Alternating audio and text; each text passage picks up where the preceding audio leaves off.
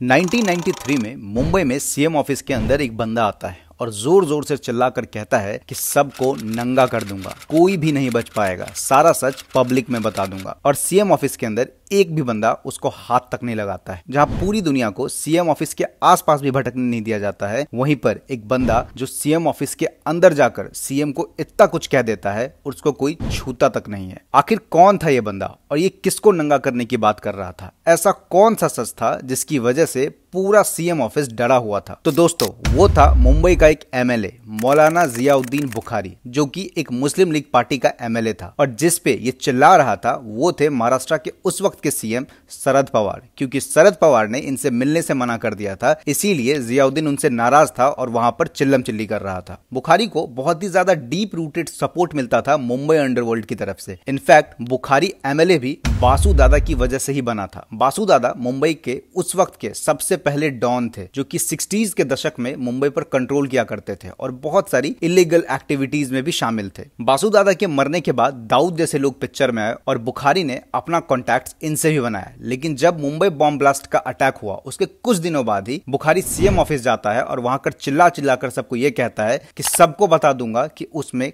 कौन कौन इन्वॉल्व था। और उसी सीएम ऑफिस के अंदर एक ऑफिसर एक कांग्रेस के बहुत बड़े नेता को कॉल करके ये सारी बातें बता देता है और कांग्रेस का वो नेता बुखारी से नाराज हो जाता है। उसको उसका ये रवैया पसंद नहीं आता है। उसको डर था कि अगर बुखारी अपना मुंह खोल देगा तो सरकारें गिर सकती है। उसने तुरंत ही अपना एक बंदा भेजा अरुण गाविल के पास। अरुण गाविल एक गैंगस्टर था जिसका कि 36 का आंकड़ा था दाऊद, हाजी मस्तान, छोटा राजन जैसे लोगों से। उस बंदे ने अरुण गाविल को एक सुपारी दी और वो सुपारी थी बुखारी की। हालांकि जब अरुण गाविल ने ये सुना तो वो थोड़ा सा घबराया, क्योंकि दाऊद के लोगों को मारना उसके लिए कोई प्रॉब्लम का काम नहीं था। लेकिन एक एमएलए को, ऊपर से वो मौलाना था जिसकी की समाज में बहुत ज्यादा इज्जत थी, उसको मारने में दिक्कतें आ सकती थी। लेकिन 21 अप्रैल 1993 को अरुण गाविल के ही एक आदमी राजू फिलिप ने यह काम पूरा किया। वो बुखारी के ऑफिस पे जाता है और बुखारी के छाती पे 3 गोलियां दाग देता है। उसके बाद राजू फिलिप अरेस्ट भी हुआ, उस पर टाड़ा भी लगाया गया। लेकिन क्योंकि उस पर किसी बड़े नेता का हाथ था, इसलिए ये कभी प्रूव ही नहीं हो पाया कोर्ट में कि राजू ने ही बुखारी को मारा था। साल 2002 आते आते राजू अचानक से एक प्रीस्ट बन जाता है। जी हाँ, वो गांव गांव जाकर क्रिश्चियनिटी को प्रमोट करना शुरू कर देता है। ये बात किसी को समझ नहीं आती है कि आखिर ऐसा क्या हुआ